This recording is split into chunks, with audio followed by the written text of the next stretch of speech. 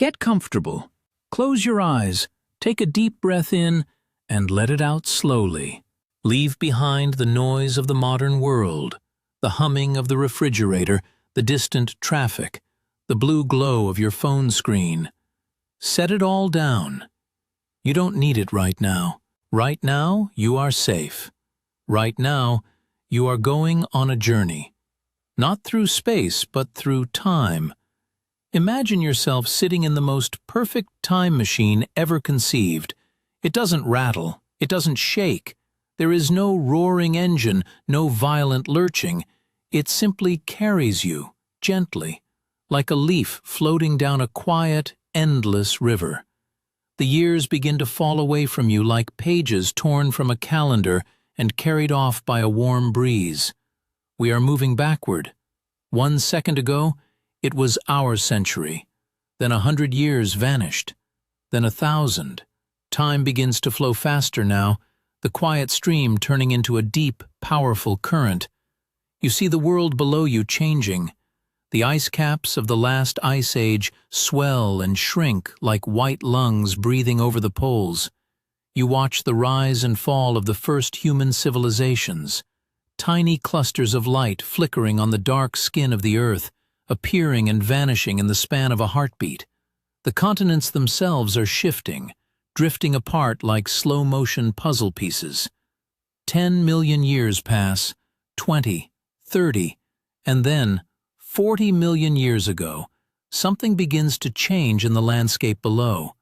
The familiar shapes of modern forests start to dissolve, replaced by something older, stranger, more primal. The trees grow taller, the forests grow denser. The geometry of the world begins to look different. We slow down. 50 million years, 55, 60, and then, gently, so gently you barely feel it, the machine comes to rest. We have arrived. You are now 66 million years in the past. We are in the Mesozoic era, specifically in the late Cretaceous period, but not at the very end, not at the moment of the great catastrophe. We have arrived a few million years before that, in a time of absolute, breathtaking abundance. A time when the dominant creatures on this planet had ruled uninterrupted for over 100 million years. The era we humans call the Age of Dinosaurs. Look through the wide, transparent window of our machine. There is no glass between you and this world, but you are invisible here, untouchable. Like a quiet thought drifting through a dream. Nothing can see you, nothing can harm you. You are perfectly, absolutely safe. Now, look at what lies before you. It is a forest, but it is unlike any forest you have ever seen. It feels alien, yet deeply alive. The trees are enormous, araucarias, tall as 20-story buildings, with perfectly straight, pillar-like trunks that rise like the columns of an ancient cathedral, crowned with clusters of dark, stiff needles.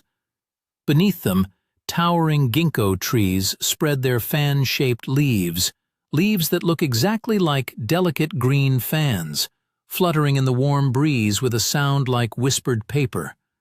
And at ground level, ferns. Not the small, delicate ferns you might find in a modern garden, but monstrous things, as tall as a person, unfurling their long, fractal fronds like green fountains frozen mid-splash. The air here is thick, dense. It feels almost liquid like warm soup. The humidity is incredible. Every breath coats your lungs with moisture, and the smell, oh, the smell is extraordinary.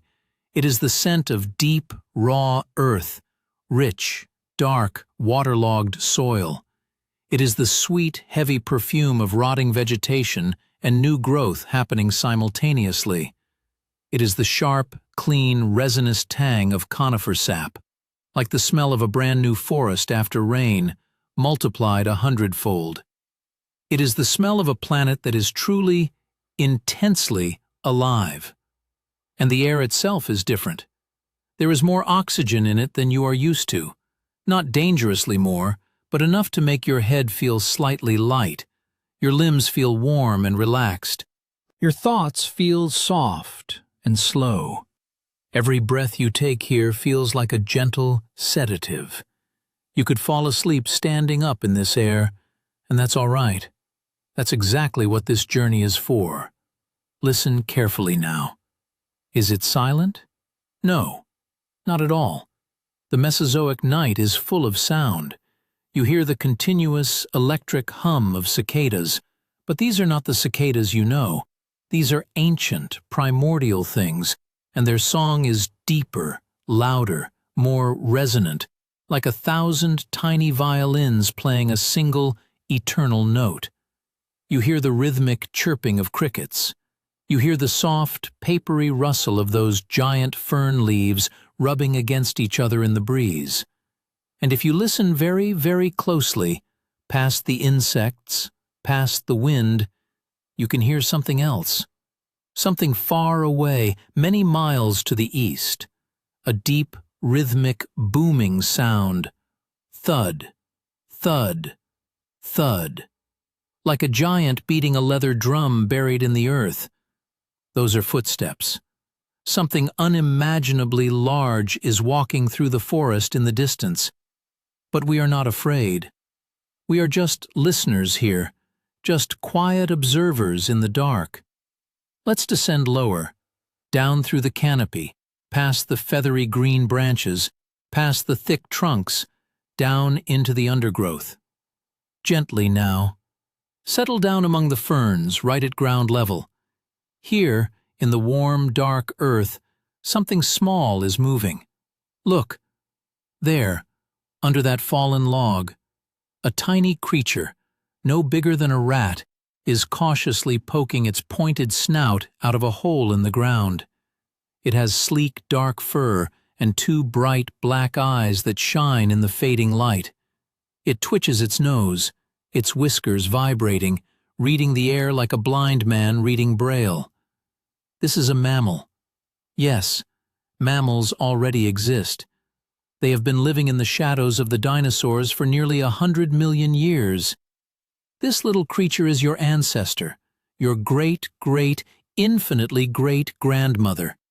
She is terrified. She knows that the world above her belongs to giants, and that a single misstep could mean her death. She darts out, grabs a fallen seed, and vanishes back into her burrow in a flash of brown fur. Safe, hidden, alive. There is something deeply comforting about watching her, isn't there? She knows the secret of survival. She knows that the safest place in a dangerous world is a small, warm, dark space where no one can find you. Just like you, lying in your bed, under your blanket, in your quiet room. You are that little mammal. You have the same instinct. You have found your burrow for the night. And now you can rest. Now, lift your gaze.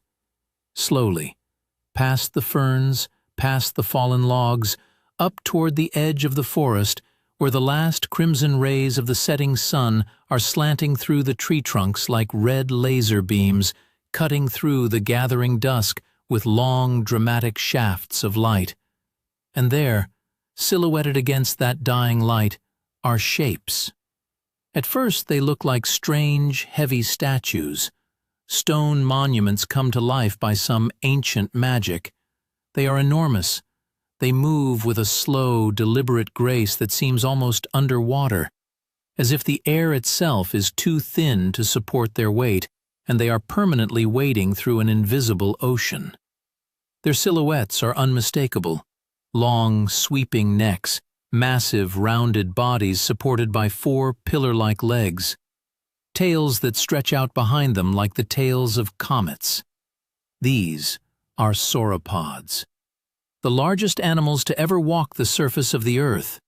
There are 5 of them, a small family group moving slowly along the edge of the tree line, heading toward the river we saw from above. They are probably Alamosaurus, or something very much like them.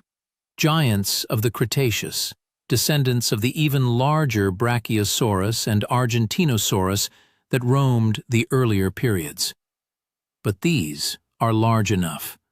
The largest one in the group, a mature female, perhaps 60 or 70 years old, stands roughly 40 feet tall at the shoulder. Her neck alone is longer than a school bus. When she lifts her head to the treetops, her skull is higher than a 5-story building. She weighs perhaps 30 tons.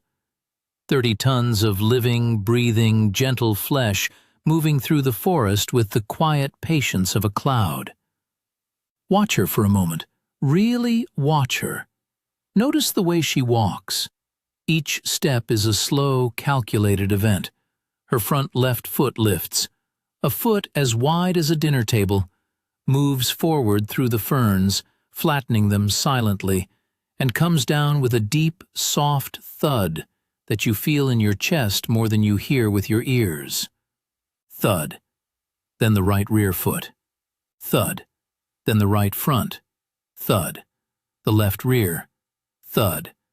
It is a rhythm, a heartbeat, the pulse of something so large it has ceased to be an animal and has become almost a geological event. Like watching a mountain decide to go for a walk. And yet, for all her size, there is a delicacy to her. Notice her neck. It is impossibly long, held not stiffly straight ahead, but in a gentle S-curve, like the neck of a swan, but scaled up to the size of a construction crane. At the end of that neck is a relatively small head, almost comically small for such a body, with large, gentle, dark eyes and a broad, flat muzzle. She is stripping branches from an araucaria tree as she walks. Her teeth, not the sharp, dagger-like teeth of a predator, but simple peg-like things, good for raking and stripping, work methodically. She grabs a branch, pulls it through her mouth, strips the needles clean, and moves on. She doesn't even stop walking. She grazes the treetops the way a cow grazes a meadow, a cow that weighs as much as 6 elephants. She is a vegetarian, a peaceful giant. And watching her, you feel something unexpected. You feel calm. There is something deeply soothing about the presence of a creature this large and this slow. In our modern world, everything is fast. Everything is urgent. Notifications, deadlines, alarms, traffic. But this creature knows nothing of urgency. She has been alive for 60 years. She will likely live another 20 or 30. She takes each day as it comes. She eats, she drinks, she moves with her family, she sleeps. Her life is a single, unbroken, slow-motion meditation. And just being near her, even in your imagination, some of that slowness transfers to you. Your heart rate drops, your breathing deepens, your muscles unclench. You are in the presence of something ancient, and it is making you feel ancient too. Still, quiet. Look at the others in her group. Behind her, slightly to the left, walks a younger animal, perhaps her offspring. It is already the size of a large house, but compared to the adult, it looks almost delicate. Its movements are slightly less assured, slightly more erratic. It occasionally breaks away to nibble at a lower branch, then hurries to catch up, its long neck bobbing like a periscope. Behind them, 2 more adults bring up the rear, their massive bodies casting shadows long enough to swallow entire groves of ferns. And at the very back, lagging behind, is the smallest member of the group, a juvenile, no more than a few years old. It is only the size of a rhinoceros. It stays close to one of the adults, occasionally bumping its small head against the adult's massive thigh, as if checking that she is still there. She is. She always will be. Sauropods were almost certainly social animals, living in family groups, protecting their young. There is love here. Quiet, slow, prehistoric love. A mother that would crush any predator underfoot to protect her child. A child that feels safe because it knows its mother is larger than anything that could ever threaten it. Let them pass. They are heading to the river to drink for the night. We will follow them later. For now, let the darkness settle in fully. The sun has gone down.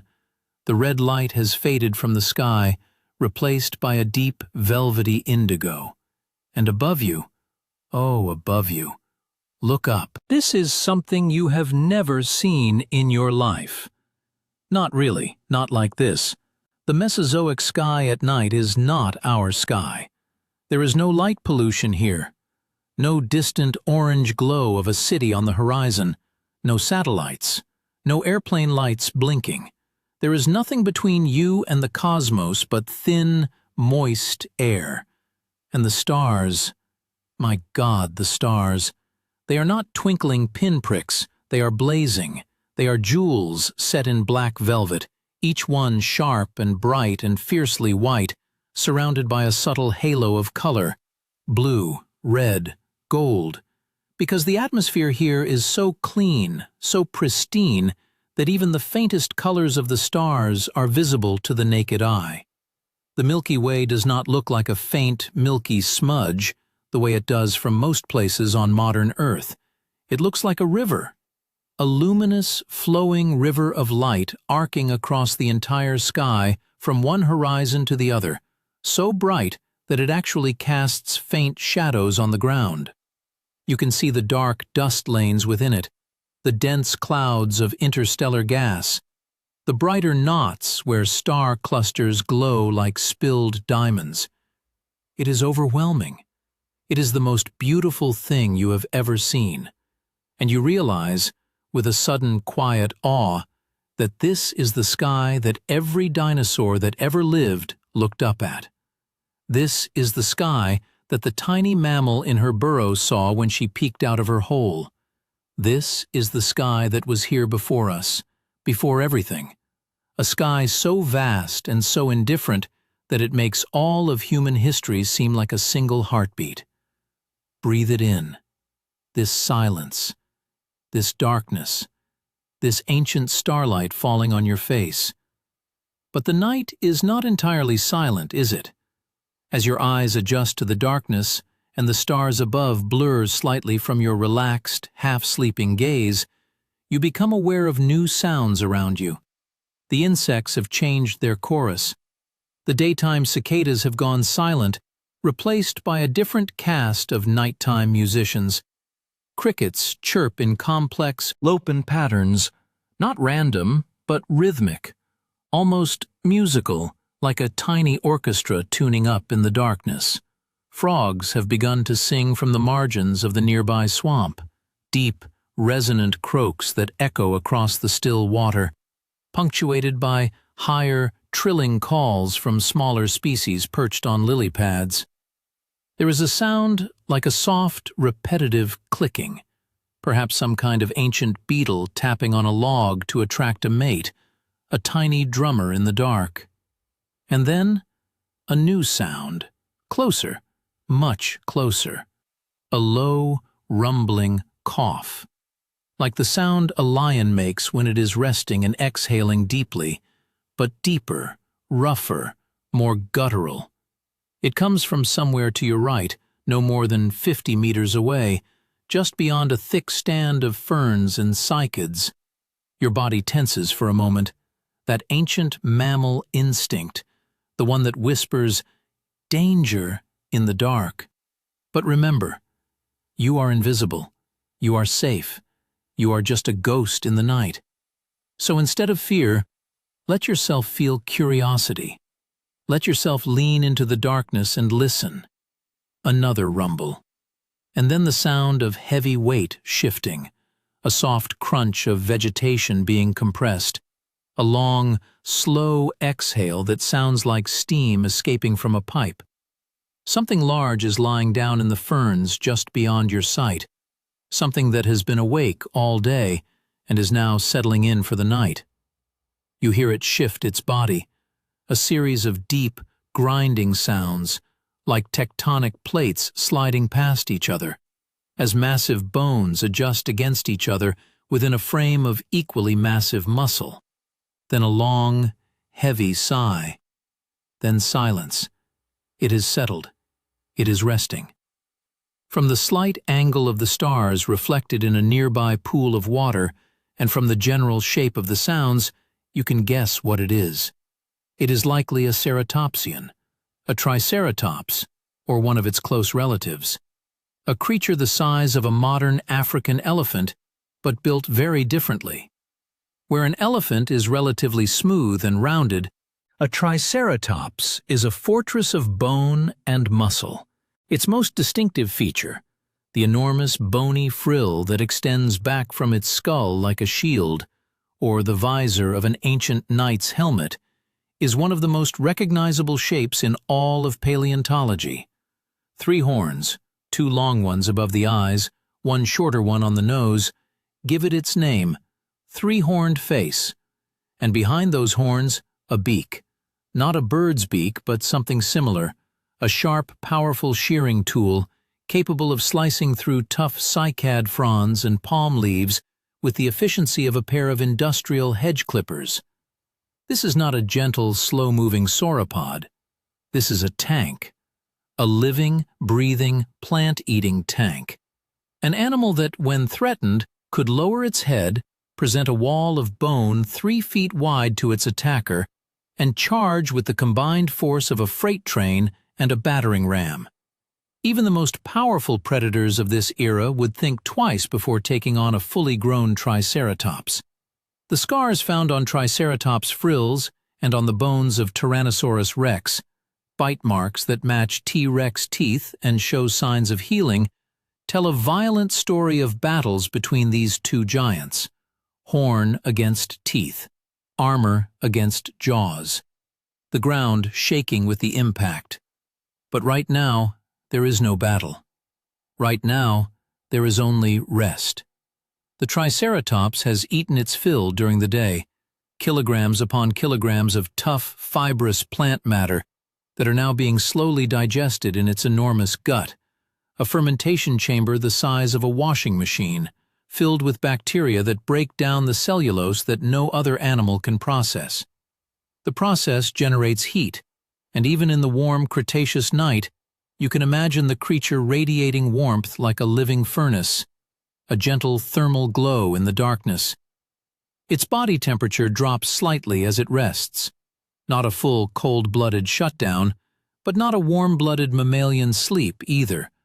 Something in between, something uniquely dinosaurian. A state of relaxed alertness, where the body rests, but the ancient instincts remain online, like a computer in sleep mode, ready to boot up in an instant if danger approaches.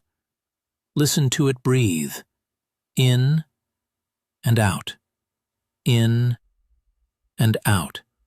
A slow, deep, rhythmic sound. It is almost like the sound of ocean waves breaking on a beach. Regular, hypnotic. Let your own breathing begin to sync with it. Breathe in as the Triceratops breathes in. Breathe out as it breathes out. Slowly, deeply. Feel your chest rise and fall. Feel the tension leaving your shoulders, your arms, your hands. Your fingers uncurl, your jaw loosens, your forehead smooths out. You are breathing with a dinosaur. 66 million years separate you, but right now, in this moment, your breaths are one. And there is a strange, profound peace in that. Minutes pass, maybe hours.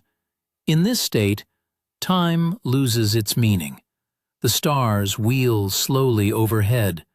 The Southern Cross, visible from this part of the ancient continent of Laramidia, points steadily southward.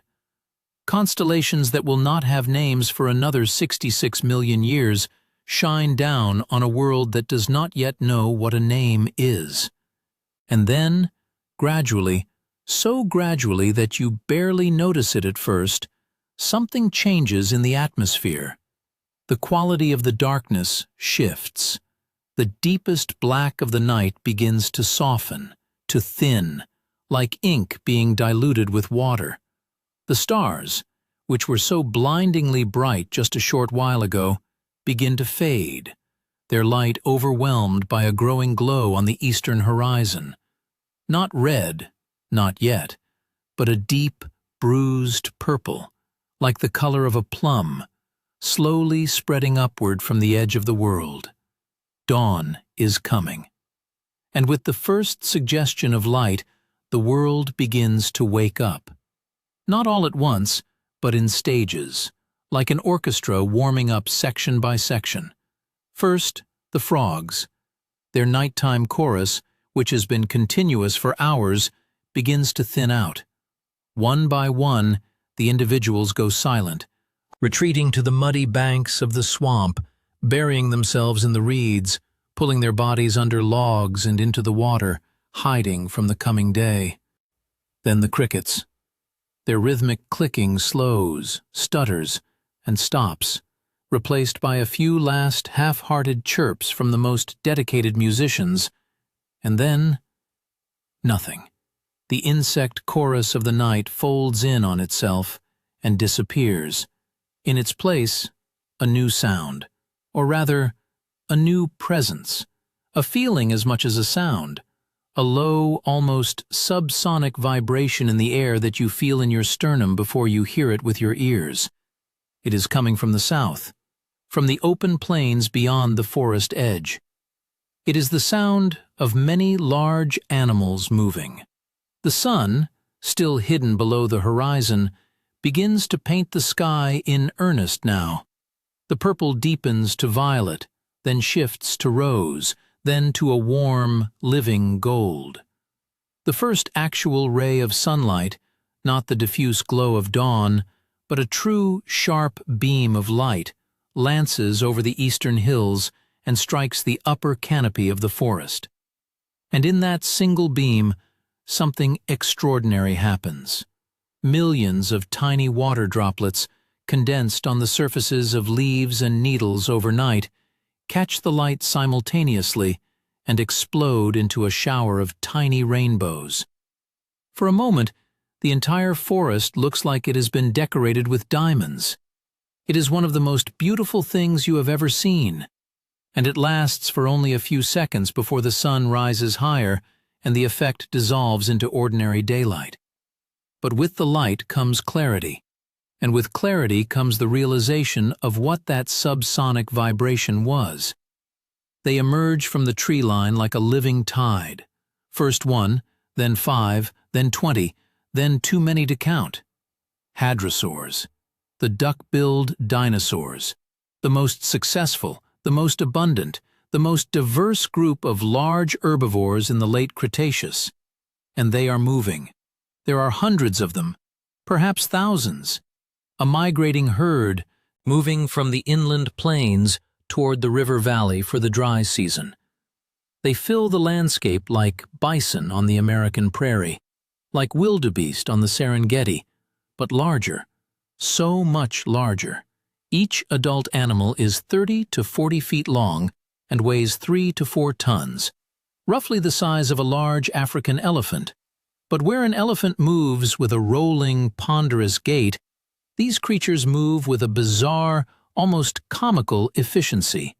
They walk on all fours, but their front legs are slightly shorter than their back legs, giving them a permanent forward tilt, like a person leaning into a strong wind. Their backs are broad and flat, their tails are long and thick, and their heads, oh, their heads are the strangest part. Wide, flattened, elongated, shaped indeed like the bill of a duck, but a duck the size of a motorcycle. These are not beaks made of keratin like a bird's beak. They are sheathed in a tough, horn-like material, and beneath that sheath lie hundreds of small, tightly packed teeth arranged in rows. Not one row, but dozens of rows, forming a single grinding surface that is arguably the most complex chewing mechanism ever evolved by a reptile. This is no simple cropping tool. This is a food processor, a mill. These animals can take the toughest, most fibrous plant material on Earth, conifer needles, twigs, bark, rotten wood, and grind it into a fine paste with an efficiency that puts modern cattle to shame. The herd moves with a rhythm that is almost musical. The ground trembles continuously under their combined weight, not with the dramatic individual thuds of the sauropod we watched last night, but with a continuous, rolling vibration, like a low earthquake that never quite builds to a climax. Thrum, thrum, thrum.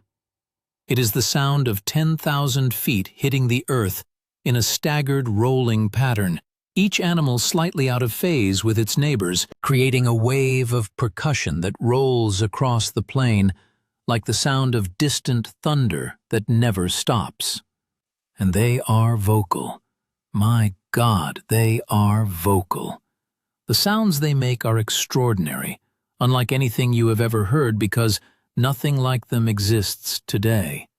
There are no vocal cords in a hadrosaur's throat, at least not in the way we understand them. But many of them, perhaps the ones we are looking at, which seem to belong to the group called Lambeosaurines, possess something even more remarkable. On top of their heads, they carry crests. Elaborate, hollow, bony crests that rise from the back of the skull in fantastic shapes. Some like tubes, some like hatchets, some like the curved blade of a Roman helmet. And these crests are not decorative. They are musical instruments. Inside each crest is a complex network of winding passages and chambers connected to the nasal cavity. When the animal exhales, air is forced through these passages, and the crest acts as a resonating chamber, amplifying and modifying the sound. The result is a low, haunting, trumpeting call, something between a French horn, a didgeridoo, and the call of a modern elk, but deeper, louder, and carried for miles across the open landscape. And within the herd, there is order. Not rigid military order, but a loose, flowing social structure. The largest adults, the matriarchs perhaps, lead the way, choosing the direction, setting the pace. Behind them, the younger adults follow in loose clusters, constantly calling to each other, maintaining contact. And in the very center of the herd, protected on all sides by a wall of massive bodies, are the young, the juveniles, the calves. Dozens of them. Some are tiny, no bigger than a golden retriever, stumbling on disproportionately long legs, their crests barely visible as small bumps on their foreheads. They stick close to their mothers, darting between the legs of the adults, occasionally getting nudged aside by a careless foot and quickly scrambling back to safety. Others are older, half-grown, the size of a small car, more confident but still staying near the center of the herd. They are playing. Yes, playing. Two half-grown hadrosaurs are circling each other, heads low, mock butting, then breaking apart and galloping. Actually galloping, a strange, rocking horse gait that looks absurd but covers ground surprisingly fast before returning to their mother's sides. There is joy here. Simple, uncomplicated, prehistoric joy. The joy of a young animal with a full belly, a warm sun on its back, and the safety of 1,000 mothers between it and anything that might want to hurt it. It is the same joy you see in a puppy chasing a ball, in a kitten batting at a string, in a child running through a sprinkler on a summer afternoon. It is the joy of life itself, expressed in its purest form, unburdened by thought, unclouded by anxiety. And watching it, you feel something warm bloom in your chest, something you haven't felt in a long time, a simple, uncomplicated happiness, a reminder that the universe is not just a cold, mechanical place. It is also a place where baby dinosaurs play in the morning sun. And that is enough. That is more than enough. Let the herd pass. They are heading north, toward the river. The ground continues to tremble for long minutes after the last stragglers have gone by, the vibrations slowly dying away, like the ringing of a bell after it has been struck. And in the silence that follows, you become aware of a new sound, a different kind of sound. Silence, but a loaded silence, a silence that feels like the held breath before a scream. Something is wrong. The insects have stopped. The birds, small feathered dinosaurs that flit through the canopy, descendants of the raptors of an earlier age, have gone quiet. The forest, which was a cacophony of morning sounds just moments ago, is suddenly unnervingly still. Even the hadrosaur herd, now a quarter-mile away, seems to have quieted its calls. And then you feel it. Not hear it. Feel it. A vibration in the ground. Not the rolling, continuous tremor of the herd. This is different. This is rhythmic, deliberate, heavy, and it is coming closer. Each impact is sharper than the sauropod's footsteps, more purposeful, more dangerous. There is a weight behind each step that speaks not of gentle grazing, but of controlled power, of a predator that knows exactly where it is going and what it is doing. The footsteps stop, the silence deepens, and from somewhere in the dense forest to your left, no more than 100 meters away, comes a sound that makes the ancient mammal inside you, the one that has been sleeping peacefully in its burrow all night, bolt upright in absolute primal terror.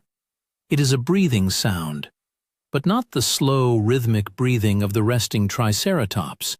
This is fast, short, agitated, like a large dog panting after a run, but deeper, wetter, more guttural.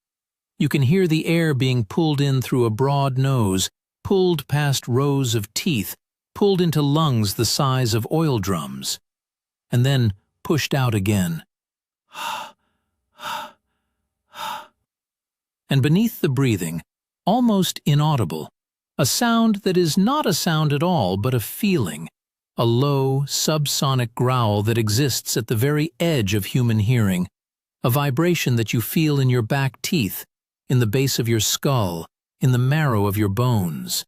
It is the sound of a large predator announcing its presence, not to prey, but to other predators. A warning, a declaration. This is my territory. This is my kill. Come closer, and I will tear you apart. You know what this is. Even before you see it, you know. Every cell in your body knows. It is written into your DNA, into the deepest, oldest layers of your brain. The reptilian brain, the part that hasn't changed in 300 million years. It is the recognition of the apex predator, the top of the food chain, the king. Step out from behind the ferns, just a mental step, just a shift of your attention, and look toward the source of the sound. There, in a small clearing in the forest, where a gap in the canopy allows a shaft of morning sunlight to fall like a spotlight on the forest floor, stands the most famous predator that has ever lived. Tyrannosaurus rex. The name means Tyrant Lizard King, and standing here, in the flesh, in the morning light of the Cretaceous, you understand, with a clarity that no museum skeleton could ever convey, that the name is not an exaggeration. It is an understatement. It is enormous, larger than you imagined, larger than any reconstruction, any movie, any book has ever prepared you for. It stands roughly 12 feet tall at the hip, not the top of the back, the hip, and its head, when held horizontally as it is now, is about 15 feet off the ground. From the tip of its nose to the end of its tail, it is perhaps 40 feet long. And it is not the lean, streamlined killing machine that old illustrations portrayed. It is massive, barrel-chested, thick-necked.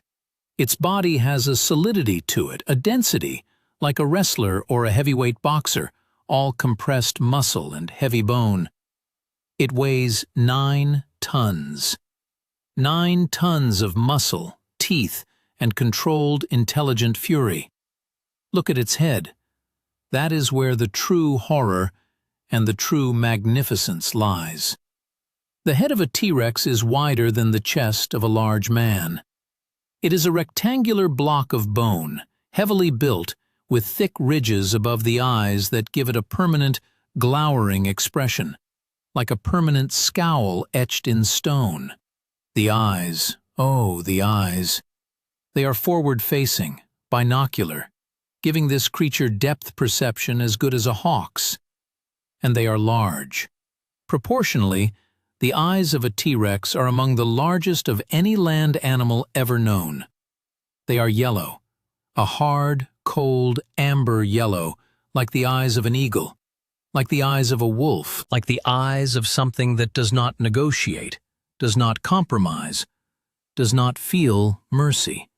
Right now, in the morning light, those eyes are fixed on something in the distance.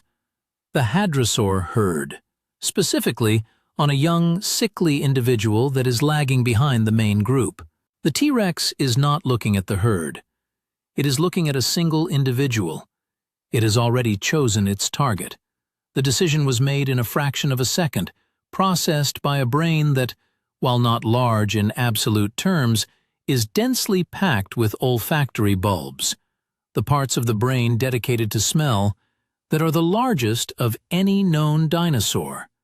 This animal can smell blood from miles away. It can smell fear. It can smell the difference between a healthy animal and a sick one.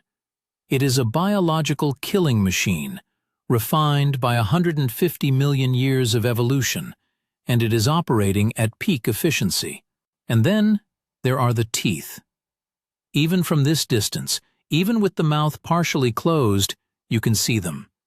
They protrude from the closed jaws like the blades of a pocket knife, visible even when the animal is not actively biting. This is not a bug, it is a feature. The teeth of a T-Rex are not flat and bladed, like a shark's. They are not designed for slicing. They are thick, deeply rooted, slightly curved inward, and they have the cross-sectional shape of a banana. They are designed for one thing and one thing only: crushing bone. When a T-Rex bites down, its jaws, powered by some of the most powerful muscles ever to exist in a terrestrial animal, generate a force of approximately 12,000 pounds per square inch at the tip of each tooth. To put that in perspective, that is enough force to crush a small car. It is enough to shatter the femur of a triceratops, one of the most heavily built animals ever to walk the earth, in a single bite. It is a bite force that no living land animal even comes close to matching. It is, arguably, the most destructive bite in the history of life on this planet. But here is the thing. Here is the detail that the movies always get wrong. The detail that makes this creature so much more frightening and so much more impressive than any Hollywood monster. It is not behaving like a monster. It is not roaring. It is not charging blindly. It is not thrashing and destroying everything in its path. It is doing something far more terrifying. It is waiting. The T-Rex stands absolutely still in that shaft of sunlight. Its breathing has slowed. Its body is motionless, except for the slight, almost imperceptible movement of its head as it tracks the lagging hadrosaur. Its tail, which is massive, a counterbalance to the enormous head held rigid and straight behind the body for balance, does not twitch.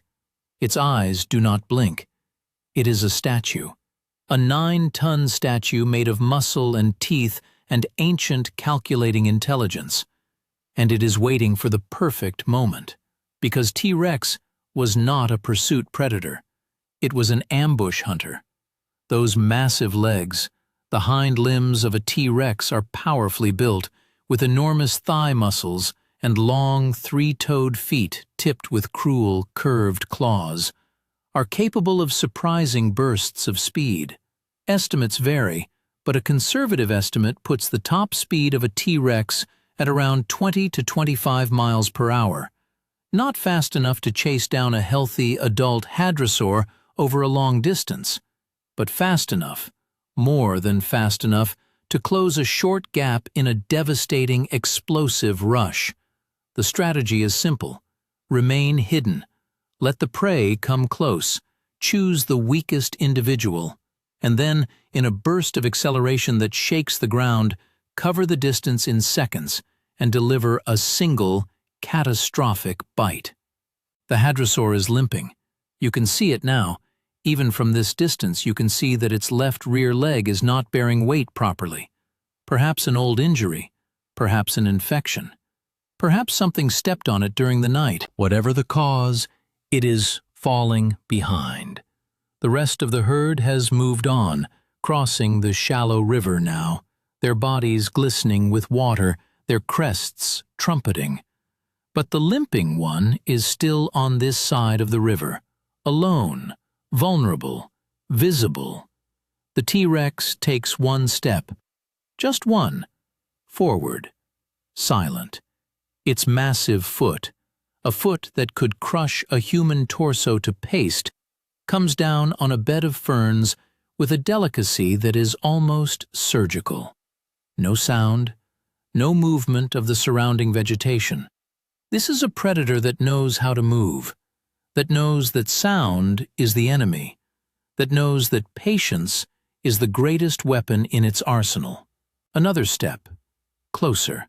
The distance between predator and prey is closing, but so slowly, so subtly, that the injured hadrosaur, its head down, grazing nervously on the riverbank, has no idea. It flicks its tail occasionally. It takes a stumbling step forward. It pauses to look at the river, at its retreating herd mates on the far bank. It lets out a soft, lonely call. Woon? No answer. The herd has moved on. It is alone. 30 meters now. 25, 20. The T-Rex freezes. Every muscle in its body locks. Its eyes narrow. Its head drops slightly, bringing those terrible jaws into alignment with the hadrosaur's vulnerable flank. The tail shifts almost imperceptibly, transferring weight to the hind legs, coiling the springs. 15 meters. The hadrosaur looks up. Something has caught its attention. Maybe a shift in the wind, maybe a shadow, maybe just that ancient, unerring instinct that all prey animals possess, the one that whispers, "Run," a fraction of a second before the danger becomes visible. Its eyes widen, its body tenses. It turns its head toward the forest, and the T-Rex explodes from the trees. It is not a graceful movement. It is not the smooth, flowing sprint of a cheetah. It is violence incarnate.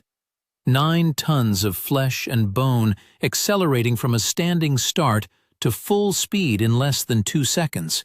The ground erupting under its feet. Ferns and small bushes being obliterated by the shock wave of its passage. A deep, earth-shaking boom, boom, boom of footfalls that is less like running and more like controlled demolition.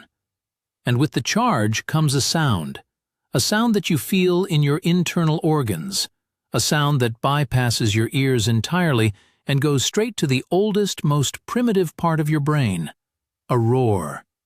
Not the theatrical, drawn-out roar of Jurassic Park, a real roar. A short, explosive, deafening bark of sound, like a cannon shot mixed with the scream of a large cat. A sound designed to freeze prey for just a fraction of a second, to cause a momentary paralysis of terror that gives the predator those crucial extra inches of closing distance. The hadrosaur freezes, just for a heartbeat, just for a fraction of a second, but that is enough. The T-Rex reaches it in 3 strides. Its massive head swings forward and down, those banana-sized teeth parting at the last instant to reveal the pink, glistening interior of the mouth, the tongue, the throat. And then the jaws close. The sound of the bite is wet, a thick, crunching, squelching sound, like a watermelon being dropped from a height onto concrete, mixed with the sharp crack of breaking bone. The hadrosaur screams, a single, high-pitched, agonizing shriek that cuts through the morning air like a knife, and then the scream is cut off as the T-Rex adjusts its grip, shifting its jaws, and the sound becomes a gurgling, choking gasp. The hadrosaur goes down. Not slowly, not gradually, but instantly, as if its legs have been cut out from under it. The T-Rex's bite has landed on the lower back, just above the pelvis, and the force of the impact, not just the bite, but the momentum of 9 tons of moving animal hitting a 4-ton target, has shattered the hadrosaur's spine. It is paralyzed from the waist down. It falls onto its side, its legs kicking uselessly, its head thrashing, its eyes wide with a terror so absolute, so complete, that it is almost abstract. This is the part where I should tell you to look away. This is the part where the comfortable, safe distance of a documentary should pull back, should fade to black, should spare you the details. But we are not watching a documentary, we are watching reality. This is what life was 66 million years ago. Not sanitized, not dramatized, real. And the reality of a T-Rex feeding is not pretty. It is not noble. It is not the glorious cinematic clash of titans. It is messy and brutal and raw and profoundly, fundamentally unfair. The T-Rex does not kill quickly. It does not need to. Its prey is paralyzed, helpless, and the predator has no concept of mercy, not because it is evil, but because mercy is a human invention, a luxury of a species that has removed itself from the food chain. The T-Rex is not evil. It is not cruel. It is hungry, and it is eating. The teeth do their work with horrifying efficiency. Each bite removes a chunk of flesh the size of a basketball. The bone-crushing force of the jaws means that nothing is spared. Muscle, tendon, skin, and bone are all pulverized and swallowed together. The T-Rex does not chew. It does not need to. Its stomach is a cauldron of hydrochloric acid and digestive enzymes capable of dissolving bone, and it swallows everything whole in enormous bloody gobbets that slide down its thick throat with visible convulsive swallows. The ground around the carcass is being painted red.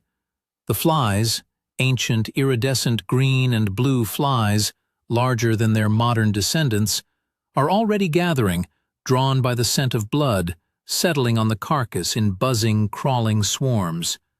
The air around the kill is thick with the copper-iron smell of fresh blood, mixed with the sharp, acrid tang of the T-Rex's breath, the breath of a carnivore.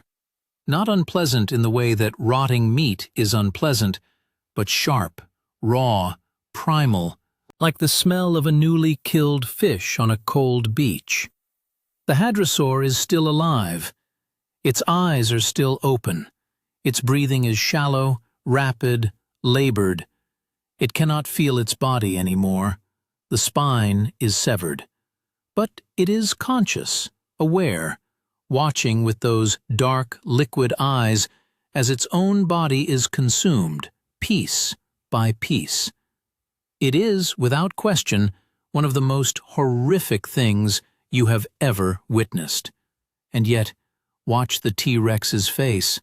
Not the jaws, the eyes. Look at the eyes. They are not angry. They are not excited. They are not savoring the kill. They are focused, calm, almost meditative. The T-Rex is not a psychotic murder machine. It is an animal doing what animals do. It is eating a meal. For it, this is no different from you eating a sandwich at your desk. There is no malice. There is no cruelty.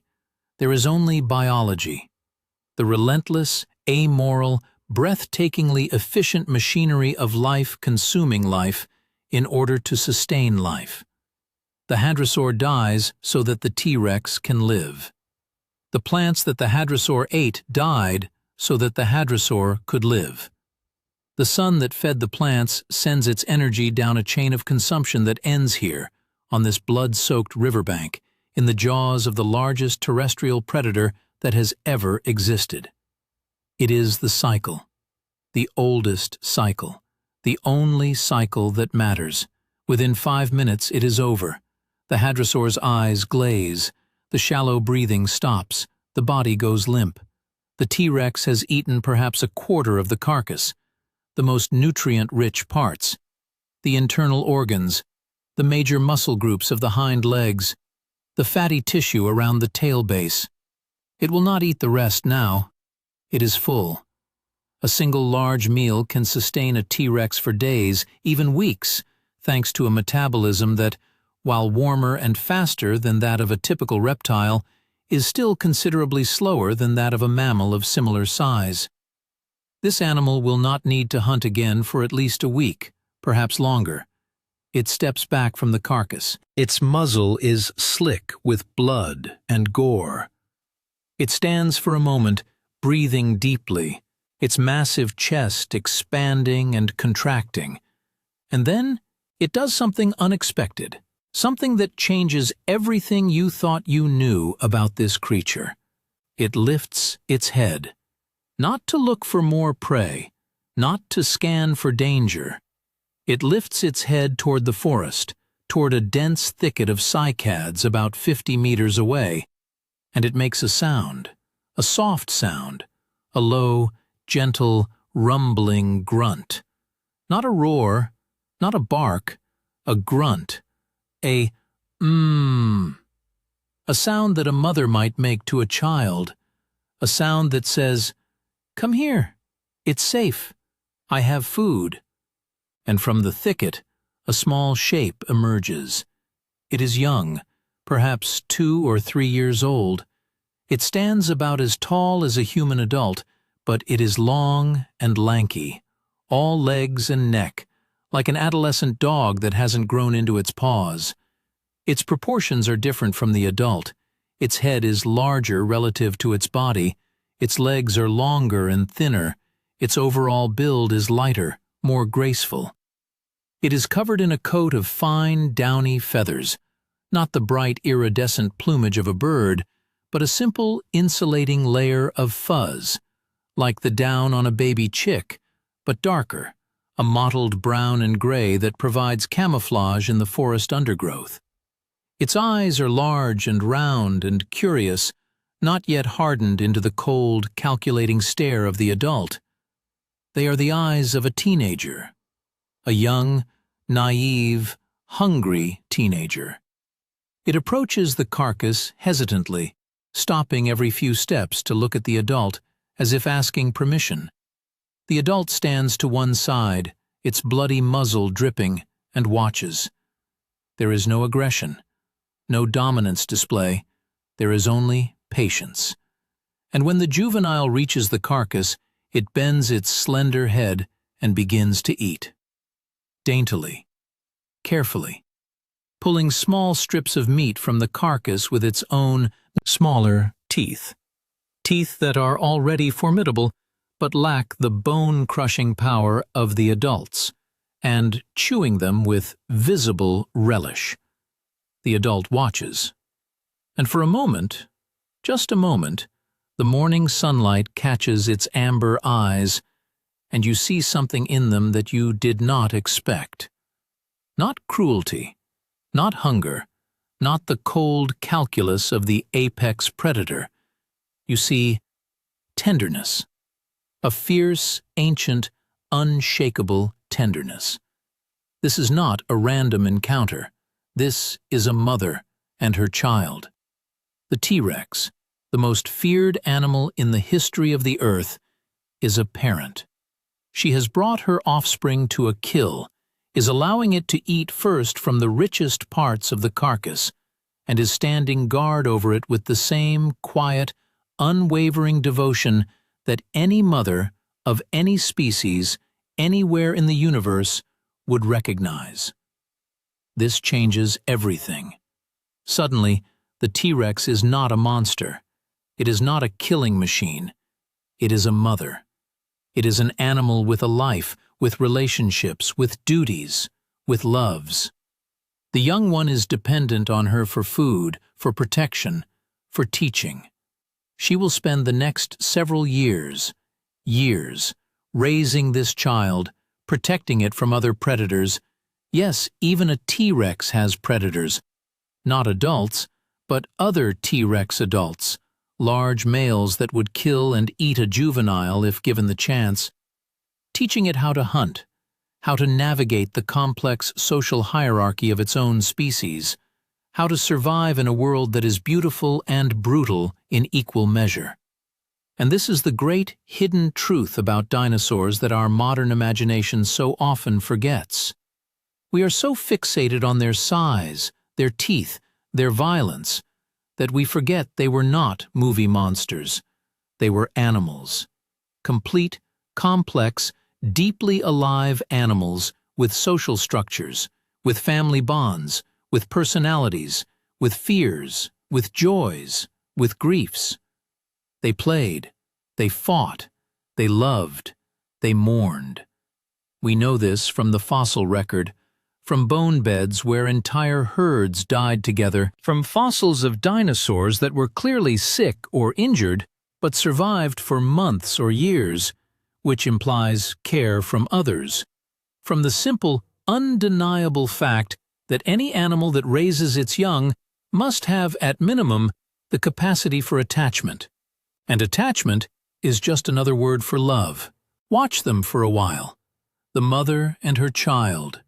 The child eats, pulling strips of meat from the carcass with growing confidence, occasionally looking up at its mother for reassurance. She gives it. A low grunt, a slight shift of her body that brings her closer, a brief touch of her massive muzzle against the child's feathered back, a nuzzle, a prehistoric kiss. The most dangerous animal on the planet, nuzzling her baby in the morning sun.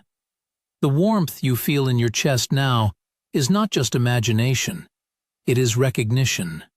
You are recognizing yourself in this creature. You are recognizing the universal, cross-species, cross-era truth that a mother's love is the oldest force in the universe. Older than the stars, older than the earth. It was here in the Cretaceous, and it was here 100 million years before the Cretaceous, and it will be here 100 million years after we are gone. It is the one thing that the darkness cannot touch. The morning is fully established now. The sun is climbing, the light is bright and warm, the shadows are shortening. The T-Rex and her child will stay near the carcass for most of the day, resting, digesting, returning to feed periodically as hunger demands. By tomorrow, the carcass will be reduced to bones and scattered scraps, and the scavengers, smaller theropods, pterosaurs, ancient crocodilians, will fight over the remains. By next week, even the bones will be gone, scattered, broken, buried in mud and sediment, beginning the long, slow process of fossilization that, if they are lucky, astronomically improbably lucky, will preserve them for 66 million years, until a creature with a strange, flat face and an even stranger brain digs them up and puts them in a museum, and tries to imagine what the world was like when they were alive. But that is a story for another time. For now, the day is beginning, and the Cretaceous world is fully awake. In the canopy above, the small feathered dinosaurs, the early birds, are singing. Not the melodious songs of modern songbirds, but simpler calls. Chirps, whistles, trills, the primitive building blocks of avian music that will, in 66 million years, evolve into the dawn chorus you hear outside your window every morning. But the seeds of that chorus are here. They are being sung right now by creatures with teeth and clawed wings and long, bony tails. Creatures that look more like small, feathery dragons than anything you would call a bird. but they are singing, and the sound is beautiful. Let's leave the kill site. Let's move away from the blood and the flies and the raw reality of death, and move toward the river. The same river the sauropods were heading toward last night, the same river the hadrosaur herd has just crossed. It is a wide, slow, muddy river meandering through the floodplain in great looping curves, bordered on both sides by dense stands of bamboo-like plants and tall, graceful conifers.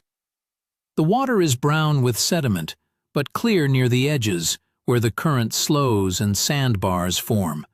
And on those sandbars, in the morning sun, lie the sauropods, the family we watched last night. They have made it to the river. They are resting now, standing in the shallow water, their massive bodies half submerged. The water comes up to their bellies, cooling them, relieving the weight from their legs, providing a soothing, gentle pressure against their skin.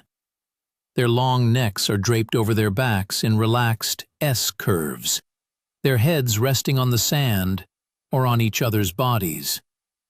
Their eyes are half closed. They are dozing, sleeping standing up, the way horses do, their legs locked in position by a system of tendons and ligaments that requires no conscious muscular effort. Even in sleep, even in this most vulnerable of states, they look impregnable. Who would attack them? What predator, no matter how large or hungry, would voluntarily take on an animal that could crush it underfoot with a single misstep? The smallest member of the group, the juvenile, the one that was bumping against its mother's thigh last night, is more fully submerged. Only its head and the upper part of its neck are above water. It is playing. It is blowing bubbles. It submerges its head completely, holds it underwater for a few seconds, then lifts it, shaking its small head and snorting water from its nostrils in a spray of droplets that catches the sunlight and creates a tiny, momentary rainbow. Then it does it again, and again, and again.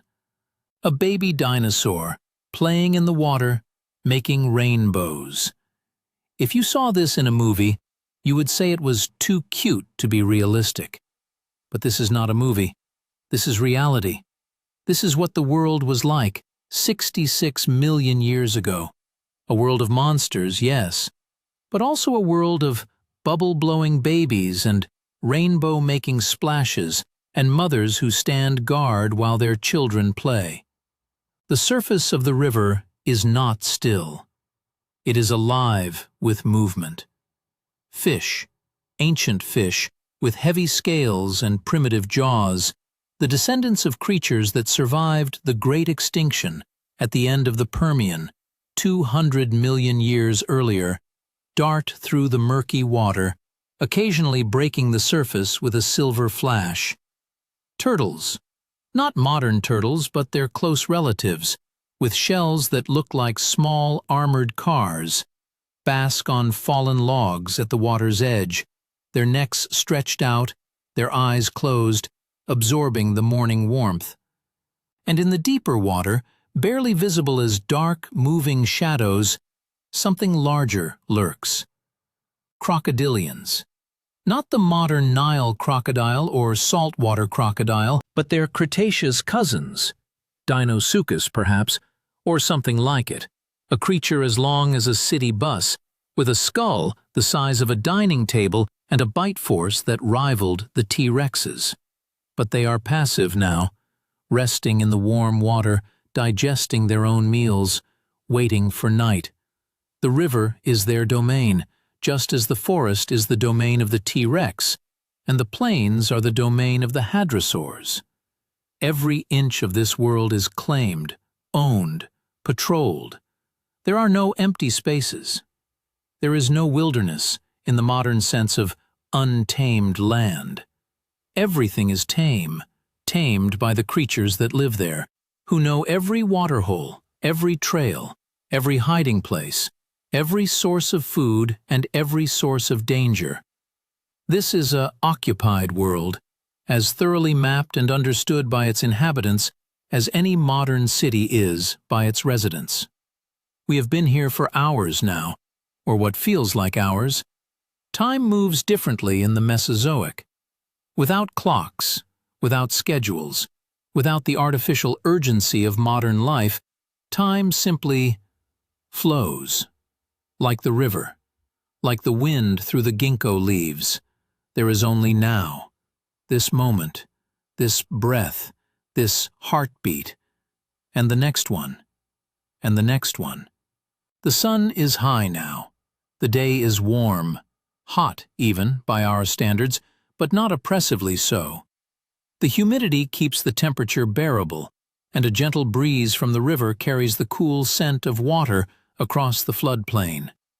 The forest is alive with the sounds of a world at full activity, the constant drone of insects, the calls of birds and small reptiles, the distant trumpeting of the hadrosaur herd, now far to the north, a faint, ghostly sound on the edge of hearing, the occasional crash of a large animal moving through the undergrowth. It is a symphony. Not a symphony of individual instruments, but a symphony of life itself. A continuous, ever-changing, never-repeating composition that has been playing on this planet for 4 billion years and will continue playing long after the last human ear has heard it. And you are part of it. Right now, in this moment, in your imagination, in your dreaming mind, you are part of that symphony. Your breath is synchronized with the breath of a triceratops. Your heartbeat is keeping time with the footsteps of a sauropod. Your eyes are seeing the same sun that a mother T-Rex saw as she watched her child eat. You are connected. Connected to this world, connected to these creatures, connected to the deep, unbroken chain of life that stretches from the first single-celled organism in the primordial ocean to you, lying in your bed, listening to a story about dinosaurs. That chain has never been broken. Not once.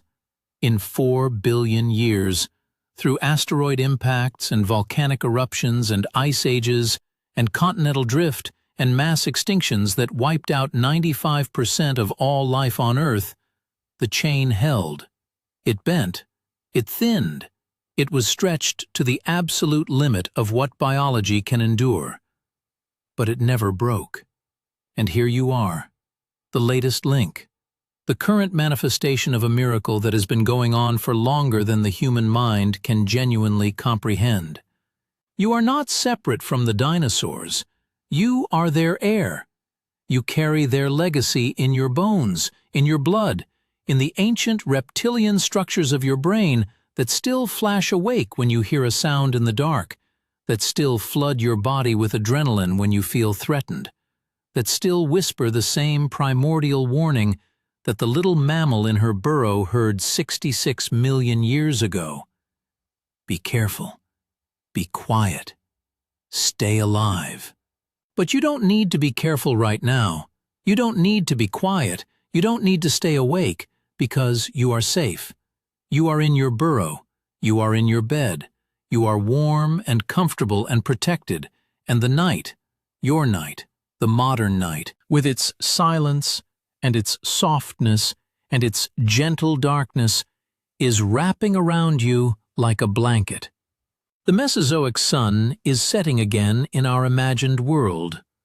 The long Cretaceous day, a day that has lasted in the real world only the span of a few pages, but in the world of your dreaming mind has lasted a lifetime, is coming to an end.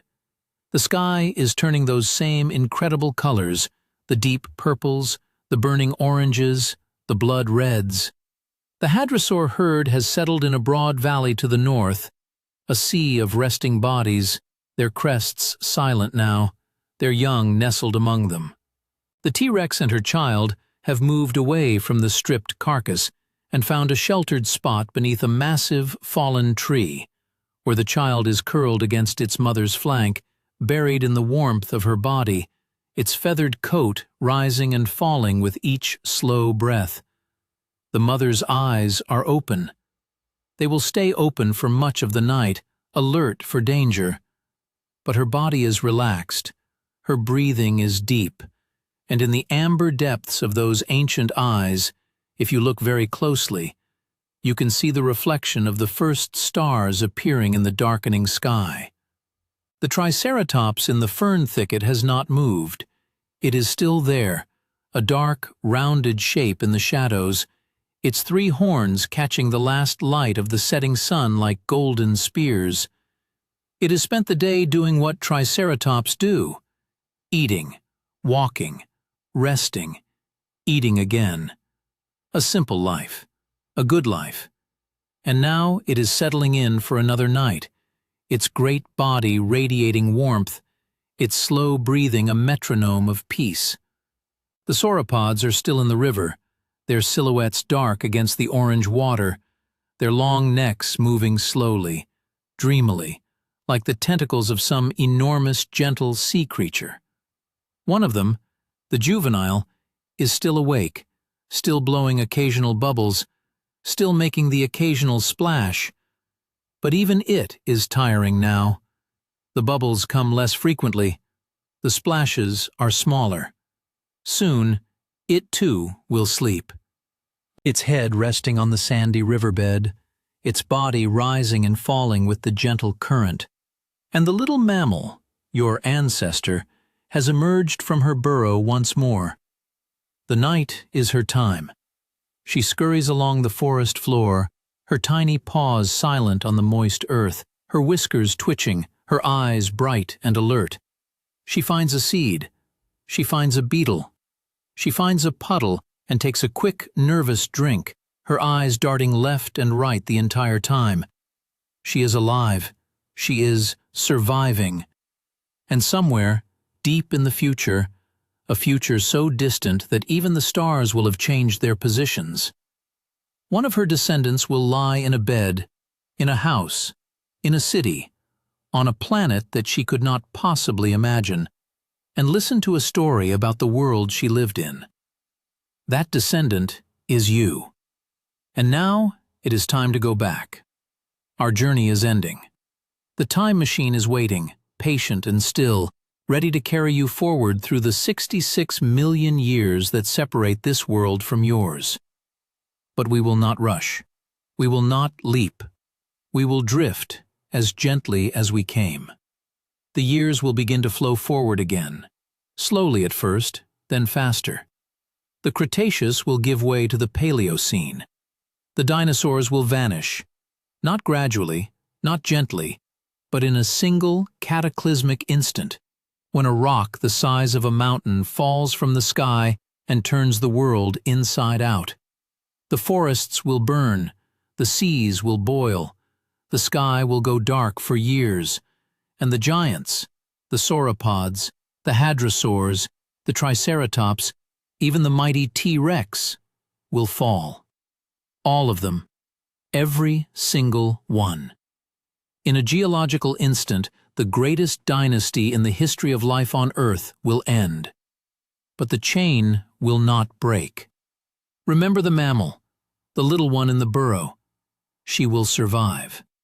She and her kind will crawl out of their burrows into a shattered, devastated world. A world of ash and darkness and silence, and they will begin again. Slowly, quietly, invisibly. They will eat the dead things. They will eat the rotting things. They will eat each other, and they will survive. Because that is what they have always done. That is what they are built for. Not glory, not dominance. Just survival. Just the quiet, relentless, unsentimental persistence of life, clinging to the surface of a wounded planet with tiny claws and trembling hearts and the stubborn, irrational refusal to die.